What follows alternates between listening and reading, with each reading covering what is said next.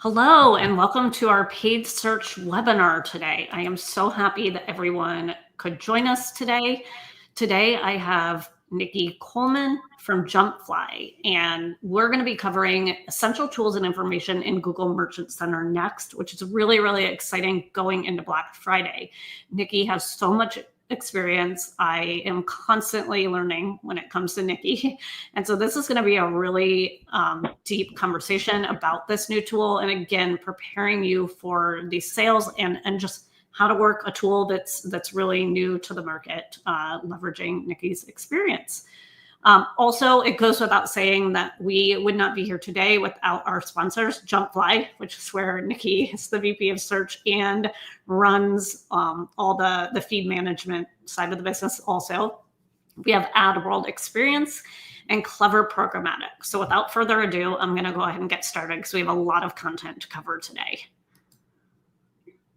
Thank you, Sarah. I'm very glad to be here. Welcome to Google Merchant Center Next, or where did everything go? Google Merchant Center Next is a new product that Google just recently forced everyone to use. You could still go back and forth between Google Merchant Center and Google Merchant Center Next for a while, and now that's done. We have to live in Google Merchant Center Next. So make sure if you have any questions, drop them in the comments. Again, as Sarah said, I'm the VP of Search at Jumpfly. I've been here, I'm going on my 20th year at Jumpfly.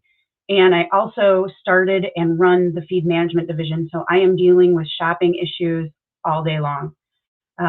So let's get into it because we have a lot of content to cover. So what we are going to cover today is what do you do when you first get a Google Merchant Center account, where to find the feeds, how to navigate the products, what is needs attention, what are auto improvements, what are add-ons, specifically rules and supplemental feeds and promotions, and then a very tiny little bit on shipping and returns, at least where you can find them. So first steps, when you first get to a new, added to a new Google Merchant Center account, you're going to look at three things: product alerts, product protection, business information, and check other users, basically who else has access. So to get to product alerts, you're going to go to the gear and go to personal preferences, which is, hopefully you can see my mouse here. And then you are going to go and look at product data alerts. Basically what those are is they're going to send you an email if the amount of products drops for whatever reason. It will not tell you individual disapprovals. It's just if the number of active products in the feed drops. You can also turn on account health alerts, which I believe is where you get logo disapprovals. Not 100% sure what that exactly is because you don't get an email that says account health alert email, but it's probably a good idea to turn that on. Next, you're going to want to turn on product protection. Product protection is also found in the gear under the general account options. This is where you set a threshold. I usually use 20%. So if the amount of products in your feed drops below 20%, Google is not going to remove those products. If they do, they're no longer in the feed, but they're going to leave them in there. You're going to get an email, and then you can decide, do you want those products in there or was there a glitch? So some of the reasons why it's important to use it, I have a client that I manage, and about every other week, their raw feed only has about 1/10 of the products that they normally have. Their developer cannot or won't, I'm not quite sure, figure out why that number drops.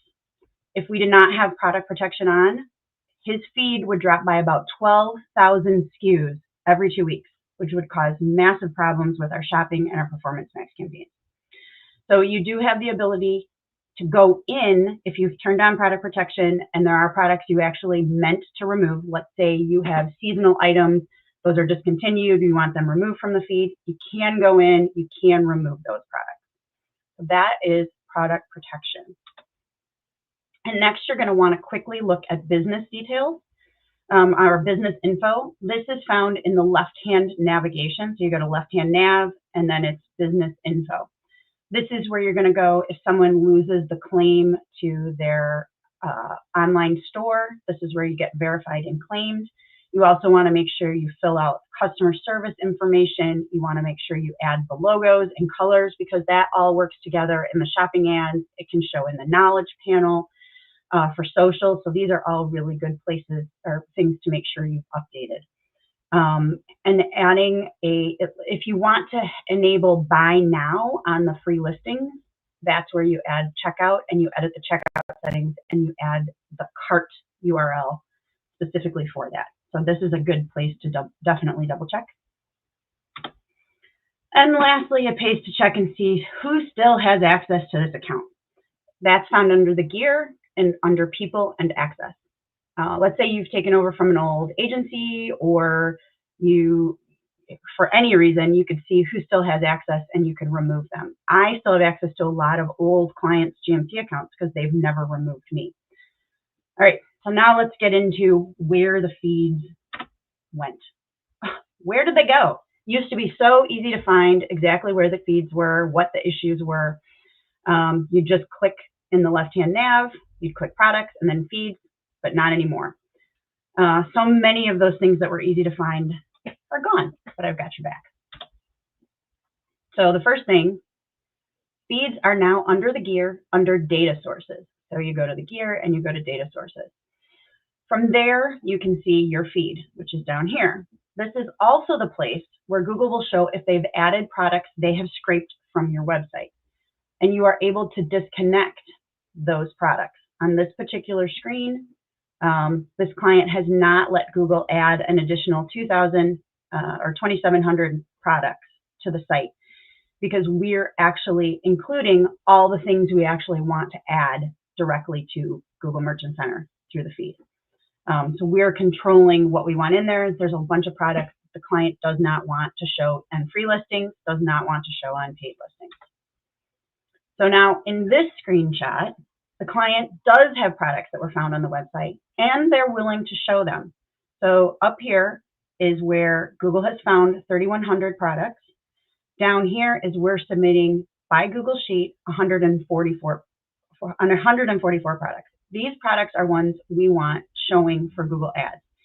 These additional products, we only want them for the free listings.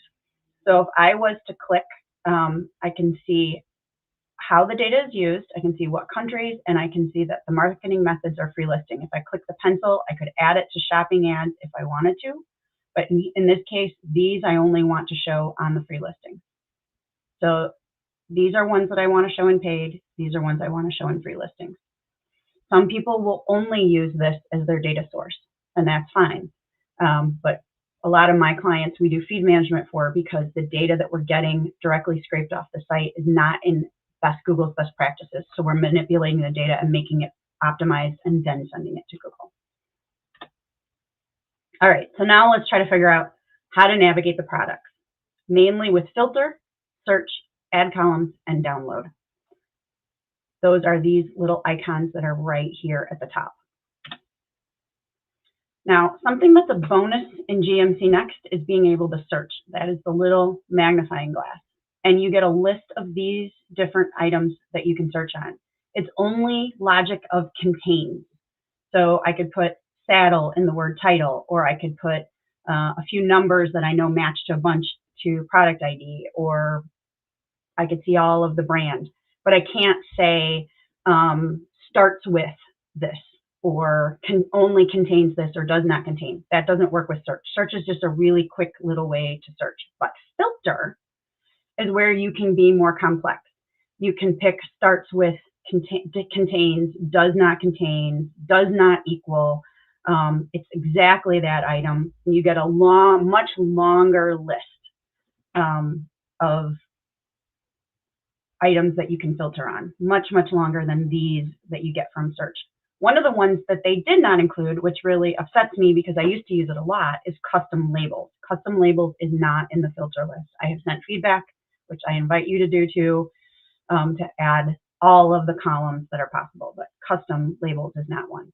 But there is one that's really important for you to know about, and that's marketing methods. Marketing methods means, how are you marketing to people? Are you doing free listings? Are you doing shopping ads? Are you doing dynamic remarketing? And I'll show you why the reason is that's so important. But a lot of times I need to filter marketing methods just to shopping ads. Because again, like on that prior one with the 3,100, those were just for free listings. I just want to see what is actually affecting me or the products that I'm submitting into the shopping ads. So you click marketing methods, you click shopping ads, and then you'll see on your product list that the items switch to just marketing methods, shopping ads. Now there are two more of those little icons. One is add columns. So you are able to add columns in here. You can't do custom labels again. I don't know why they have a thing against custom labels, but apparently they do. But you can add columns, so when you're looking at your products, you can see all the different attributes. And then their last one is download. You can download your feed here, but it downloads at a TSV file, which for some reason is very complicated to open. You actually have to download it, open Excel, and then try to convert it. It's a lot easier if you just go to the product update history and then look at your most previously updated data source and go to download data source file. That seems to work much more seamlessly than for some reason this download little icon. So now let's talk about needs attention, because this is a really important area to cover. So you can find that on the products tab. So it's products, needs attention. And this is where you can see items that have issues. You can see all of these issues. This one has 16 issues. This one is affecting 508 products, 457. This one's affecting 10. If I click this, it's going to give me a list of all of the different issues. But if I look at, it's set to marketing methods all. And this is why it's also important to filter that here. If I switch, so like I said, you have show all these fixes. There's 16. There's a lot of them. But if I switch from marketing methods to marketing methods shopping ads, I go from 505 price issues, 457 image too small, 10 missing price, down to just these. I have 5 issues for price. I have 1 issue for text on image. These are the shopping ads that I'm doing in Performance Max. I'm doing in shopping ads, campaigns. So these are the ones that I'm really, really care about. A lot of these are all for free listings, and they're not as important to this client. Now, once I'm in the product, I click into the product, I can go to needs attention and see what the issues are. There's also an edit product button. This is a Confederate flag, or not a Confederate flag. This is an Alabama flag, which is based on the Confederate flag, so Google doesn't like it. It gets disapproved a lot. Anything sensitive, Google seems to have a hard time with. So I can click the needs attention button. I can see all the issues. So they are flagging the Alabama flag as dangerous or derogatory content. I can click I disagree with the issue. I can say my policy meets requirements, or it's a historical good or artifact, whatever the reason is, and then hit request review. Now I have to do that for each of those 4 reasons that it's approved. So you can see on this screen, here's another one, dangerous and derogatory content. There is no way to bulk on an individual item, and there's no way to bulk request a review on a group of items. Every single one is manual, tedious, one at a time. So I'd have to go into each of these 4, request a review, and then I'd have to go into another product and do the same thing over and over and over again. I don't know why Google has not fixed that, but they haven't. It's just incredibly tedious. It's okay if you have 5 products, but if you have 200 products or you have 500 products that are all disapproved, it's very, very much a pain. If anyone from the Google team is listening, please fix it. All right, so sometimes you have products you have account-wide issues, like this client who's suspended, or one that's going to get or has got a suspension notice that you want to fix before the suspension actually happens. To view it, you're going to click Setup and Policy Issues, and then it is going to bring up the reason. So this particular one is suspended for inaccurate shipping costs. So you would have got an email that said this was suspension notice. It would have given you 2 to 4 examples of ones that are issues. But let's say you can't find the email, or you just want to get to it quickly, you can find that email if you go to the gear and then email archive, and then you're going to be able to see your Merchant Center account has been suspended. And if I click into that, I can then see a list of all the reasons, examples of why it was suspended. And then I can work to fix it. All right. And lastly, that handy green and red graph that we were so used to on the diagnostic tab, it still exists. It's just hidden on the view history link. So you can hit it, click view history, and you can then see it. You can change your time frame. Sorry, this is the account, but you can change your time period to 7 days. I think 90 days is the longest you can go. You can change your country, and you can change your marketing method here. So you can see honed in better. This is an account that was suspended. So that can help you see what's expiring. If you're having issues, you can see things that are going up and down. But that's where that handy little graph that we used to love on the homepage went to. Now let's talk about auto improvements. Maybe you saw in the needs attention section that you had pricing issues where the feed and the landing page weren't the same because they changed their prices a lot, things go in and out of stock, so you have availability issues. Or maybe you have image issues like watermarks. You can turn on something called auto improvements for those three, plus condition, which means new, used, refurbished. If a client is having pricing, image, or availability problems, I recommend turning them on and seeing if it solves it. You can do this for any client. So you turn it on, prices updated automatically, availability updated automatically, condition updated automatically, and then the auto image improvements. That can sometimes remove those watermarks. It can sometimes remove other issues. So this is pretty handy. Not perfect though, but it does help. So next section we're going to talk about is add-ons. You get to that by going to the gear, and then you go to add-ons.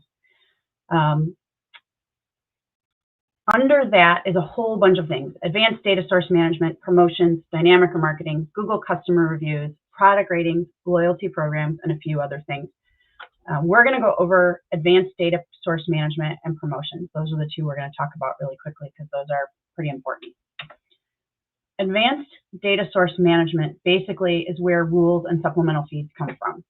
So if you want to do rules, you have to turn on advanced data source management first.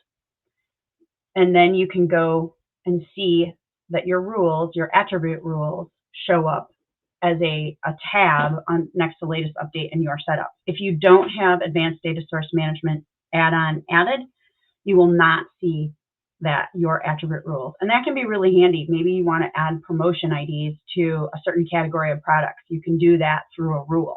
Maybe you want to add brand to all the end of your titles. You can do that through a rule. So rules are handy and they're something that you want.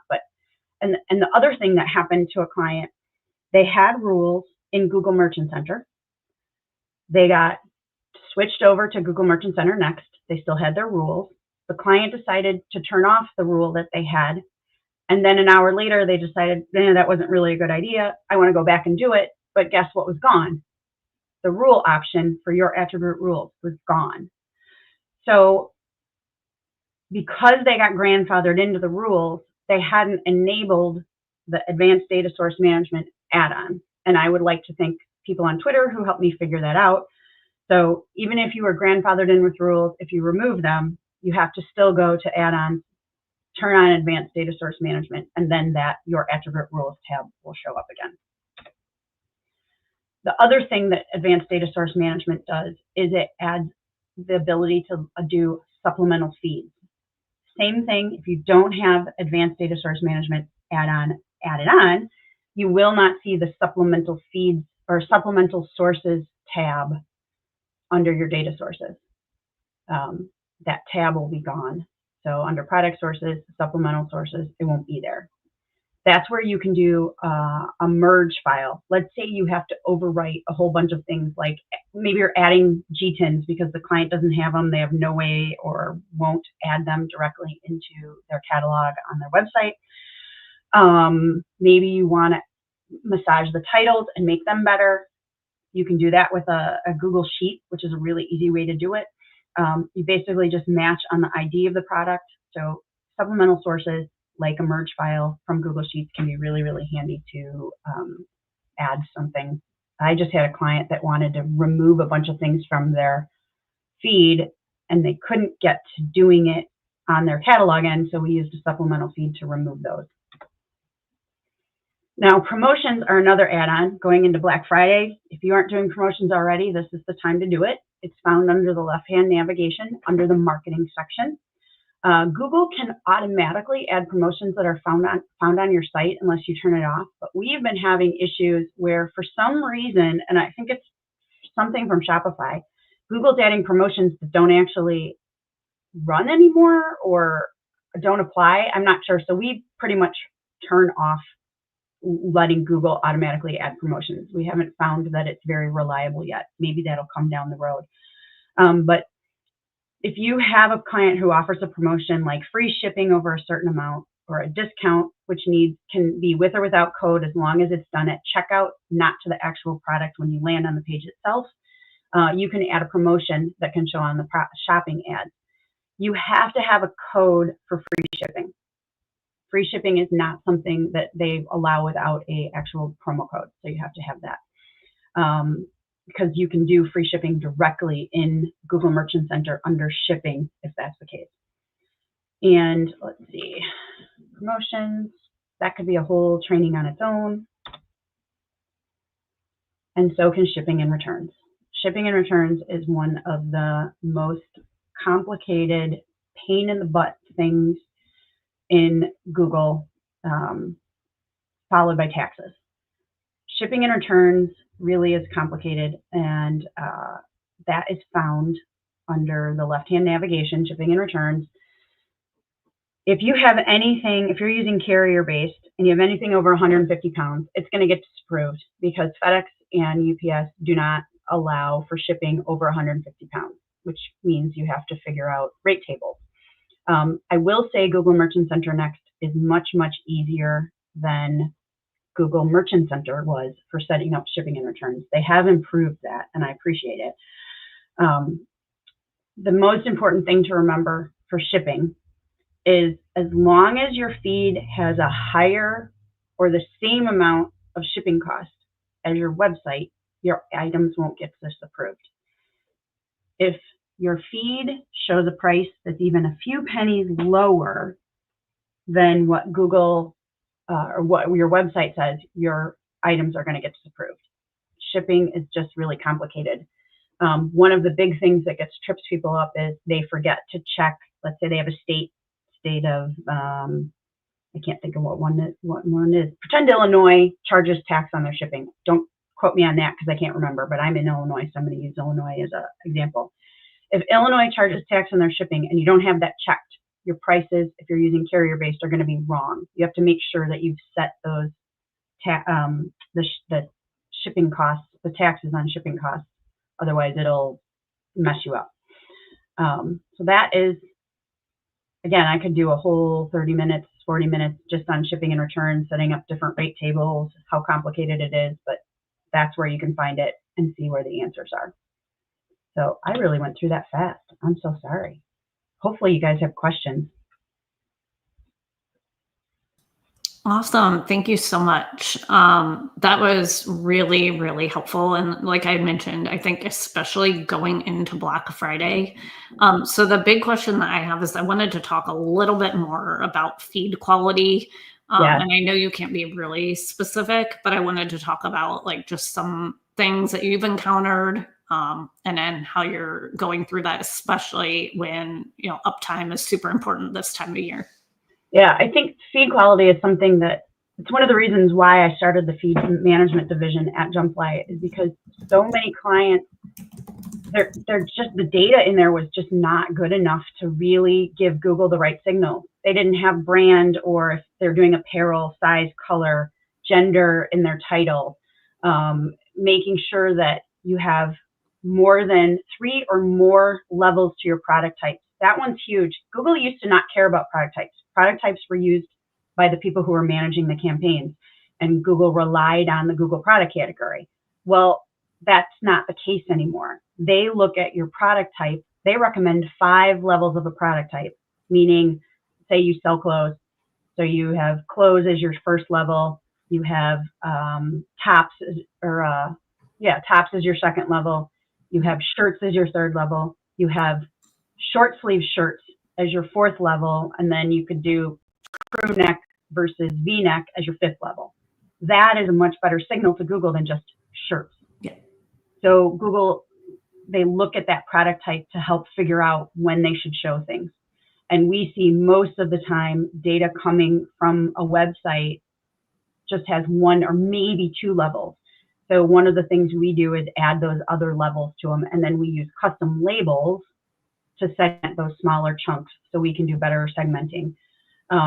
Again, making sure those titles, looking at GTINs, making sure that your UPCs are right. That one seems to trip people up a lot. And the other thing that's really cool about Google Merchant Center Next is you can edit directly the products directly in the interface. And we've been able to remove GTINs that are wrong. We've been able to even edit images. I just started doing this a couple days ago where I could literally go into manage images, because let's say I do have a watermark on an image. Google doesn't like watermarks. They will disapprove your product if you have a watermark on your image. And I had one that the auto function wasn't removing it. The image improvement wasn't working. So I literally went in, and then there's a little beta that'll come up if you hit manage images, and it'll say improve your images with better background. So I clicked it, and all I did was remove the background. It removed the watermark. It left the product. I saved it. I made it the main image, and that item is now approved. So Google Merchant Center Next has that capability. The other cool thing is, let's say on the website, they have an image that doesn't have a watermark, or they have a better image, and they're not submitting it through the feed. You can actually get that URL of that image, drop it into Google Merchant Center Next, make it the main image, and improve your images that way. So really looking at that is your individual data, the quality of the products is really important. And I love that you can do it in Google Merchant Center Next itself, and it will keep it. It won't get overwritten the next time you send a feed. That's the beauty part. It will not go away until somebody physically goes in and says undo those changes. So it's been really handy to try to improve quality for clients. That absolutely makes sense. So I guess, speaking of you leading that team and trying to make those quality updates, what type of interactions and processes, or just any tips you can give to someone about working with maybe the SEO team? Because I think another thing when it comes to feeds in general that really, really doesn't get talked about, at least with clients, right? It gets talked about among us nerds, right? Right. Is like the SEO factor when it comes to what products will show. And then that being said, balancing that brand and non-brand search, because a lot of times your product is set up when somebody types in the brand, but then you see other brands on your feed. Can you talk a lot, as much as you can, about that? I made that very open-ended and just sure. roll with So it. I think usually when we're interacting with the SEO team at Jumpfly about products, a lot of it is making sure that we're using the right IDs. Okay. Because Google relies really, really heavily on structured data. Okay. So structured data, it looks at that's where when Google is saying, hey, Google Merchant Center is saying there's a price issue, it's looking for the structured data, it's looking for the ID, and it's looking for the price there. And sometimes clients will give us IDs that aren't the ID in the structured data. So there's a mismatch for Google Merchant Center, and then which is free listings, which feeds the organic. So it's working with them to make sure we're using the right IDs in our feed. and then looking at what are the descriptions, what's the data there. We just encountered for one of my clients an issue where organically Google keeps showing the wrong image for the item. Yeah. It is it's fish. It's a piece of sole with a lemon pepper sauce.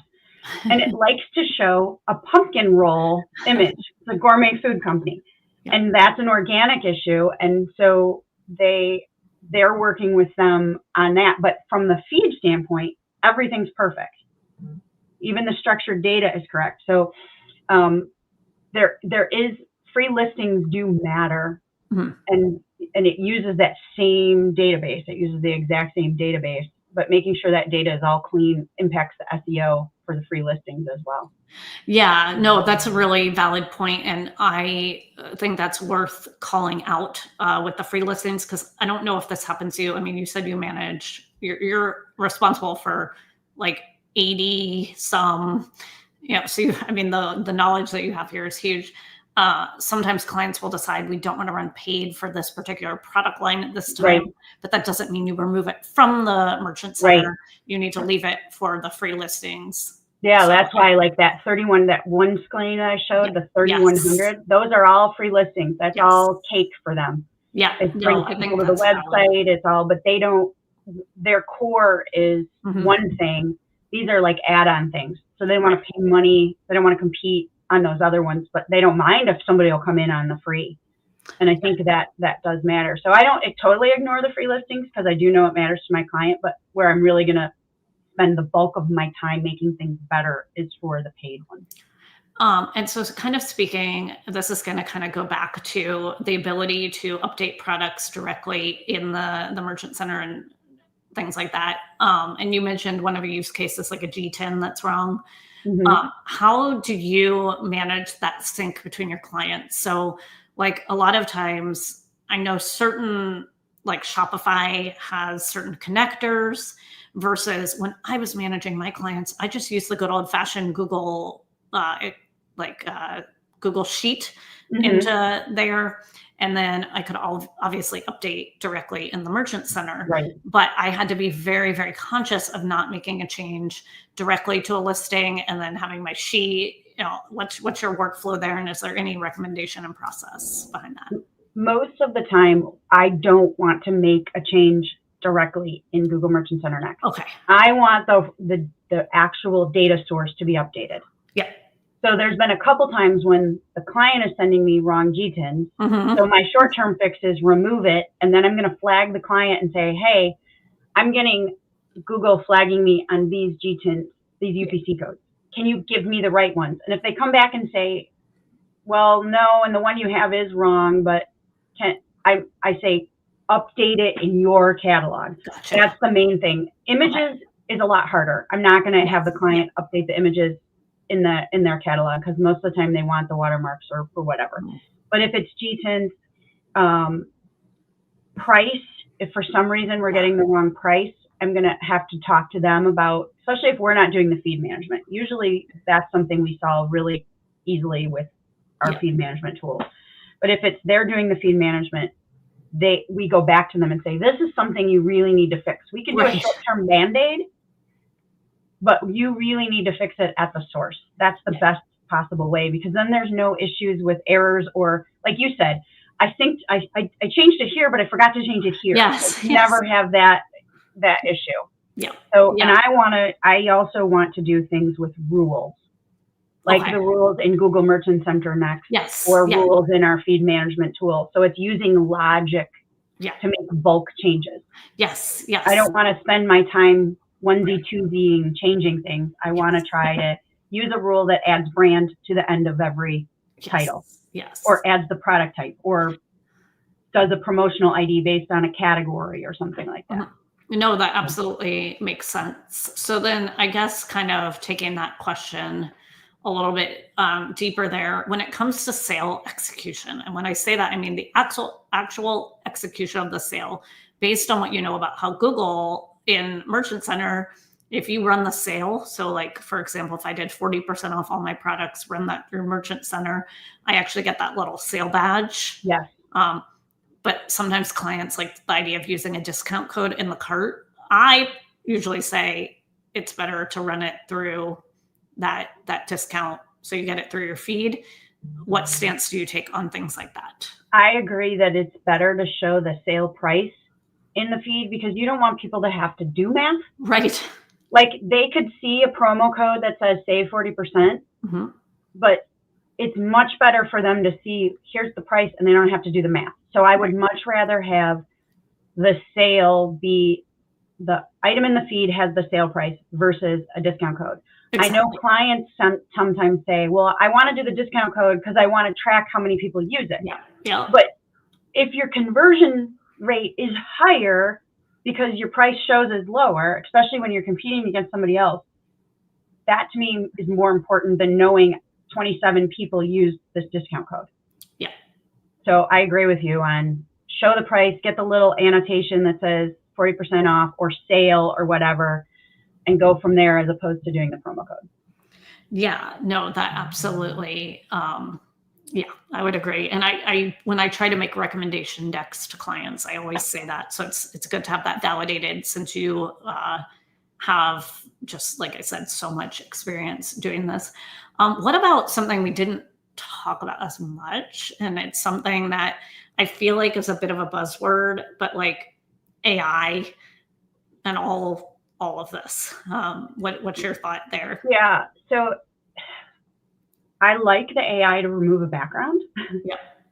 So Product Studio actually in Google Merchant Center Next is pretty good. I used it to add some holiday backgrounds to a product image. So I have a client that sells baskets. So I was able to replace a more fall image with some Christmas imagery, and it worked surprisingly well. So that kind of AI, I like, that works, especially because you get 4 choices, so you get to pick the best one, and if you don't like it, you can reiterate. Those kind of things I like. I'm still seeing a lot of instability on ads, headline generation, descriptions, when we see, especially like in a Google search campaign, when it's recommending headlines, some of them are just like, this is awful, you know. So I don't think we're quite there yet on letting it do everything. I guess smart bidding can be considered, you know, AI, and I think that's driving up the cost of clicks a lot. And I think that's not, it's detrimental to a lot of clients, because they can't actually, their volume, they're getting less volume. Yeah. Because the click costs are higher. And I get told, well, if, you know, the ROAS is there, but I'm like, the ROAS always isn't there. Yeah, maybe they're getting the same ROAS, but they're still getting less volume. So it doesn't necessarily correlate. We're seeing a lot of clients that sometimes their CPCs are going up 100% year over year. And for smaller clients, they just can't handle that. Yeah, that makes sense. Now, have you had, and I'm sure you have, so I shouldn't even say that because you've been doing this for forever, but I believe supplemental feeds were removed. Okay, can you talk? No, because I showed screenshots of supplemental feeds. Okay. You have to, the important thing is you only see it if you've added it in add-ons. Oh, okay. So, I remember. Yeah. If you go into add-ons and you add the advanced data management sources, then you can do rules and supplemental feeds. But they don't, you won't see them in the UI until you've enabled that, and then it shows up. Okay. So that's exactly what I was. Yeah. Do you care about going back to that real quick? Yeah, I can. Okay. Yeah, I appreciate that. So supplemental sources, basically supplemental feeds, you have to enable advanced data source management as an add-on. Right. And I'll go back to the add-ons. And that is really not as obvious as it used to be. No, it's absolutely not obvious. Like, I was kind of pissed off for a while. Right, like, you can't force us to go into Google Merchant Center Next. Take away it if you haven't, And so it's this advanced data source management in the upper right-hand corner. You enable that, and then your attribute rules will show up as a tab. Okay. And supplemental sources will show up as a tab. But it's not there. And like I said, I'm assuming with this one too, if you were grandfathered in, you had a supplemental feed, you came from Google Merchant Center, you had a supplemental feed, you deleted it because you didn't need it anymore. And then 2 weeks later or a month later or 3 months later, you decide, okay, I want a supplemental feed again. My guess is that supplemental sources tab will be gone. You have to go to add-ons and add the advanced data source management again, because you never opted into it because you came from Google Merchant Center. Yeah. I haven't tested that, but because it happened for rules, I'm assuming it's the same way for this. Yeah, no, that makes sense. It wasn't there at all for a while. There was a time when GMC Next did not have rules and supplemental feeds. And they weren't going to force everybody. What I was told by Googlers was they were not going to force anybody into GMC Next until they had that capability. Yeah. So it's there. It's just not very apparent, like you said. Okay. No, that makes sense. A lot. I don't understand. It's not intuitive. Well, and that's a lot of why agencies exist, is to really keep our eyes on the beat of these things and to find these hidden settings. Because it isn't intuitive. And I think, to your point, it's easy to think it went away or think something, and unless you're in it all day, because you had brought up the point kind of before we jumped on here, is us as paid search practitioners, we have a lot of muscle memory behind the tools that we used to use. Yeah. And I think it's tough when new products come out. I did this presentation internally to our entire search team, specifically because so for a while it felt like every day I was getting someone coming to me going, where is this? How do I do this? What? So I finally am like, all right, I need to do a deck. And I tried to make it for everybody so that if you're like, I can't remember where Nikki said this data add-ons was, you can use this deck and it says exactly where that function is. So I try to make it so it's kind of a resource for people to be able to go back to and be like, okay, I didn't care about it at the time I heard about it, but now 2 months down the road or whatever, I need to know where that was, and you can use it and see where the things are. But yeah, they just made it it just feels not intuitive on where things should be. So I guess with that, I know a lot of, especially, being a VP of a large agency like yours, we always are sort of trying to do our day-to-day job, do the best for our clients, but think about the future. So as you're working in this platform, and again, this is totally your opinion, is there something that you see and could say, like, this might be where they're going with this product based on the changes that they made and where we were and where we are today? I think they're really going to push the scraping of the site for the information, but it feels so odd to me because there's some certain things, there's some Google best practices that I've been told year after year after year from Googlers. Like one of the very first shopping training I ever went to, the Googler said, crap in, crap out. Right. Like that's a direct quote. And so if that data that they're scraping off the site isn't in a good state, I don't understand how that helps anybody. It doesn't help necessarily Google. It doesn't help.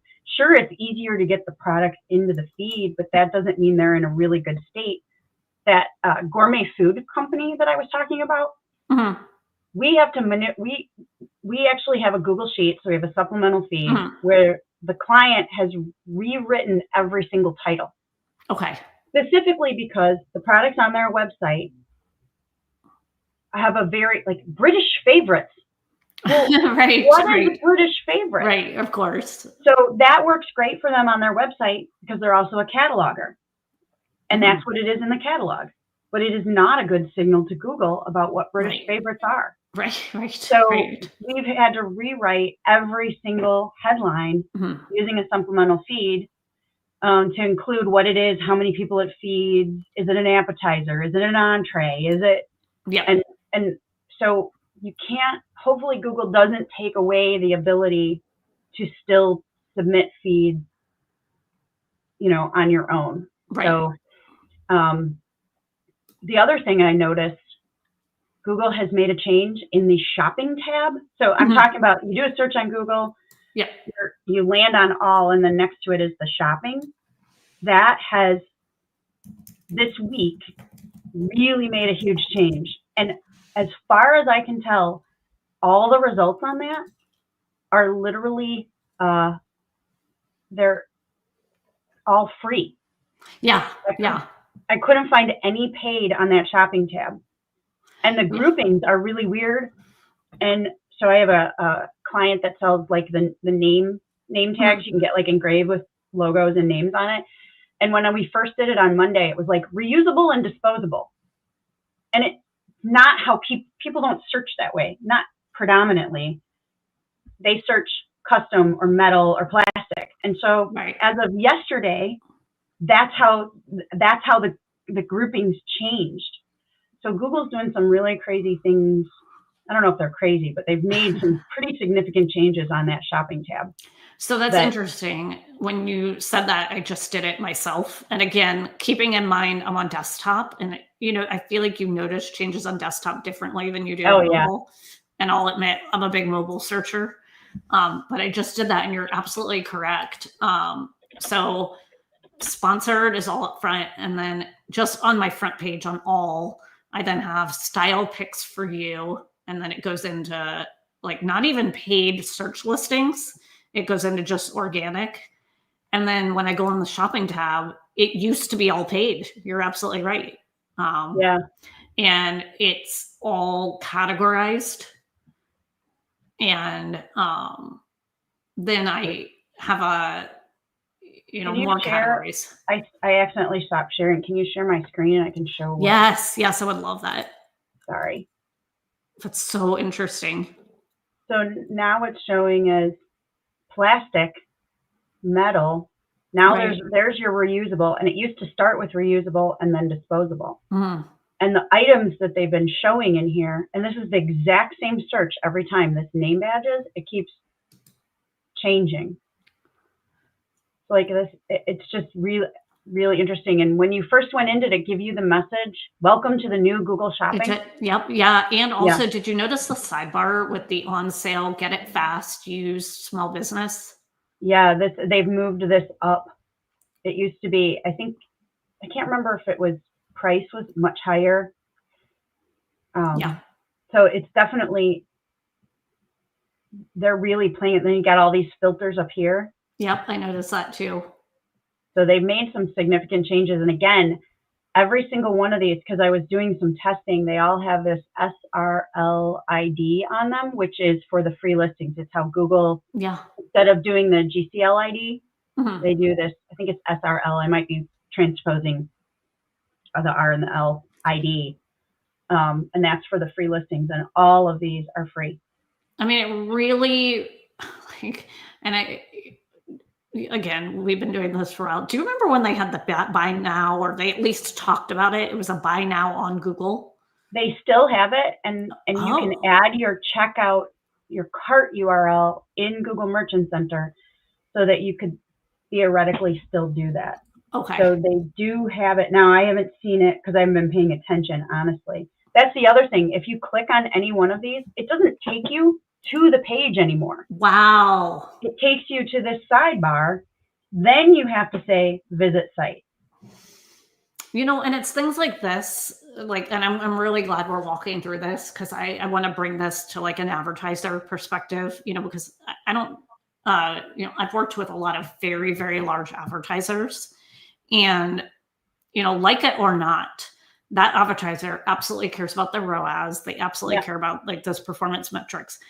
But the CMO also wants to know, what does my site traffic look like? What is, because they consider that part of the marketing funnel, part of that consideration set. It's not just performance ads, right? Because we're performance. They're looking at overall. Yes, overall, like what is our site traffic? And it is very hard for a CMO to understand, like, my site traffic's down. Even if we tell them, well, that wasn't relevant, that wasn't converting, they still like to see that.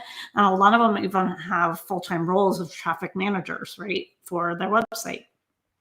So this right here, not sending directly to the website, and frankly, having it be paid before, your impressions are going to go down. This client is Yeah. freaking out. He's like, Yeah. how do we start showing ads? I'm like, I can't make Google Right. show, Right. but they will. They have to be able to monetize this. So at some point, I would assume very quickly, they are going to be adding ads back to this page, because otherwise, how are they making money? I mean, Exactly. That's Google's bottom line too. So exactly. Yeah. I mean, so I think this is an interesting change, and I appreciate you observing that kind of live with our audience. Yeah, attending. it's just very odd. And now I can't figure out how to get back to all. You used to be able to just click all, and so yeah, it's very interesting. They just have to be adding ads back in here somewhere, because otherwise they aren't monetizing this. Yeah, I mean, that's going to be an interesting one to watch. Now I think I'll make sure to every now and then click on that to see how that changes. After we sort of drew the mark in the sand today and documented it. Yes. So with your company, do you do anything with local inventory ads? Not very much. Most of my clients are online only. We do have a few. It is a complicated setup. Google literally has to go to their office, check inventory, approve them. Okay. It's a pretty complicated setup, but it can work very well if you're trying to drive store traffic. Yep. And what about, especially if you have BOPIS, if you have buy online, pick up in store? I mean, it's really important. Yeah, for like furniture and things like that. What about I can't remember if your company has any auto clients also, which runs through. No, we don't have any at the moment. Okay. Yeah, because I was just going to ask, that already had been cumbersome before. So yeah, there's auto feeds. There's hotel feeds. Yeah. Air feeds. We don't have any hotel or auto clients that would, that we would want to do those kind of feeds for. Well, an auto, at least, when I was doing it, probably it feels like forever ago, but it was like 2.5 years ago, was run through the merchant center. Right. So it definitely was a feed-based platform there. And it almost felt like you were making something work through a system that it wasn't really meant to work in. I agree. It was felt like a Band-Aid system or something like that. But I haven't done it. So it really for a long time. Now, like for your team, when it comes to managing this, do you feel like there are aspects of Performance Max that you're sort of seeing within they obviously cooperate together, right? Because you put a feed on your Performance Max. But I guess, are you seeing Google lean into anything within this center that would maybe have you choose Performance Max over shopping, or is it really the two sides of the business aren't talking to each other? I mean, you really do both. We've had a lot of clients saying, my business went flat about the time we started enabling Performance Max. Yeah. And I've had backlash from clients about Performance Max. So I have been testing, going back old school, search and shopping. I am hopeful that the change that Google just made, where you have Performance Max with, and then you can have shopping campaigns, and the Performance Max isn't going to be the most important thing anymore. It's going to be based on ad rank, I think. I haven't seen anything shocking in any of the accounts. We've always had if we're running Performance Max, whether it's feed only, which I like feed only Performance Max. Yes, same. It's the assets, ones with the full assets and things. That's the one where I think it is more complicated to prove the value. But feed only ones, I love.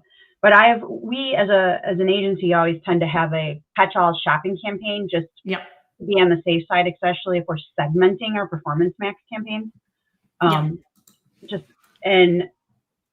so it's not that huge of a change to see, are we going to start getting any more of our shopping old school? But I do have clients that we've turned off Performance Max. We've gone searching and shopping old school, and they have seen better results from an overall, like you were saying, CMO business standpoint. Right. Their business has picked up. Their phone calls have picked up. The things that they care about have picked up. So, I've been told that at some point shopping is going away completely. They've taken away enhanced CPC for shopping. Enhanced CPC for search is going away in March. So they keep taking away these things that let us control or help our clients control better. And that's not ideal. Yeah. Especially for small to medium clients. Yeah. I was going to ask about that specifically. So if you were to give a tip to a small business, would you say, try this on your own? You say, no way. I mean, what would you tell your average? I would say it's almost more important for a small business to get an agency or a freelancer like you involved, because there are so many intricacies. You can spend so much money so fast if you just follow Google's recommendations. Yes, correct. So it feels like it's more important to get them involved, just to safeguard them. Yeah. And if you have a limited budget, smart bidding may not be the best option because of the click cost. Yeah. We've tested smart bidding on brand campaigns quite a bit. And we've just seen increases 3x, 4x. I mean, huge increases in click costs. And our ROAS doesn't go up. Our revenue doesn't go up. We're getting the same and spending 3 and 4 times more. So I've been told by Googlers it's just because we set it up incorrectly and we should have bid differently on the smart bidding. But I don't know. Yeah. We like to keep brand specific campaigns on CPC or eCPC for as long as we can do it. Yeah, no, that absolutely makes sense, especially with the smaller clients. Now, if you were to say, and I know this doesn't always happen, the perfect scenario with a client succeeding with their feed and the feed management, I mean, what would probably be your top couple tips? I know for me, one of the things that I always again, I would love to see this, is I would love to see those images be distinctly different from, so what's running in PMax, and again, a product, those enviro shots tend to do really well. And then obviously you have those product shots in that feed, but I think the better your photography is, the more you're going to stand out on the SERP, especially at a time when, if somebody can type in your brand, they're going to see every other brand beside yours that offers the same product. And if you're a DTC company and you have distributors, you're competing against your own distributors a lot of the time. So what makes your DTC brand stand out on that SERP? I do think photography is huge. That gourmet food company that I have, gorgeous photography. Every time I have to deal with that account, it makes me hungry. And then I have other clients that it's like, the images are like, they're odd aspect ratios and things like that. And it's just making sure the photography is taking advantage of it. Google's recommending testing I think you call it enviro. I usually call them lifestyle. So, but that's something we really need the client to do, because we don't have the bandwidth to be editing and adding backgrounds to every single image, especially if we wanted to add holiday. And then you have to remember to go back and remove those holiday backgrounds. Like that's just, but photography and their data. Yes. We can't, even if we're doing feed management, we can't make really bad data, really, really good data if the pieces aren't there. If the client doesn't have the brand in the feed, if the client doesn't have MPNs in the feed, if they're inconsistent, sometimes they put the brand in the title and sometimes they don't. Inconsistency is so hard because feed management is based on rules. Yes. It's based on logic. If this, then this. And if it's not consistent, rules just don't do so well. So Yeah. I think it's consistency, it's photography. Clients that come in on WooCommerce, that one's always a tough one. Shopify is really easy. I haven't had to onboard a Magento in I did. Yep. in I did. probably over a year. Yeah. Very challenging. BigCommerce and Shopify are two of the easiest, and they tend to have the best data quality. And if they're missing something, it's the easiest for the client to update in the catalog. Yeah. No, that makes sense. Yeah. I mean, the streamlining with Google is always, hopefully those companies are building that relationship with those connections. One of the other things with yeah. the photography is, let's say you have something in red, blue, and green, Mhm. having the red image, the blue image, and the green image. Because I'll have clients come in and they'll use red to represent all three of the. Oh, yes. Yeah, Yes. so making yes. sure that the image Yep. matches the variant. Yes. So if it's yes. a blue shirt, I want a blue image. Yes. I just had to Yes. talk to a client about that yesterday. They were Yeah. submitting. Actually, theirs was a pack. They had a 1-pack, a 3-pack, and a 5-pack. Yeah. But they were using the image of the one item for all three of those. I'm like, when you're competing against everybody else and it's a 3-pack and you have one, you're going to look really expensive for that one item because people are lazy and they're not going to read this is a 3-pack. Yeah, no, I've experienced that too. One URL with different color variations, and then the different color variations had different pricing too. So you really Shopify, at least you can use the variant URL, but if the client hasn't updated the image for all of those, then you're still stuck on the image. But at least like Shopify and BigCommerce are both really good with variant URLs. Yeah, no, that's the exact situation. So excitingly, I can't believe, because it went so fast and I was able to get a ton of questions in. We're at time. So I'm going to go ahead right here and just thank our sponsors. So again, Jumpfly, which you're from Jumpfly, so thank you very much. And then Clever Programmatic and Add-Ons Experience are also. And then the other thing I do want to plug, because this is really important for the Paid Search Association, is we do have our conference coming up. So our conference is coming up on February 12th. It's our annual conference, and we'll bring speakers back, hopefully Nikki and others, to just really have a full day of learning, and it'll be virtual. So make sure you join our Slack group, connect with us on LinkedIn and all the places. You're a board member also, so connect with Nikki if you know her, and come for more learning. Yeah. So thank you. Thank you very much. Yep. And thank you, Sarah. Thank you. Have a good one. Bye-bye. Bye.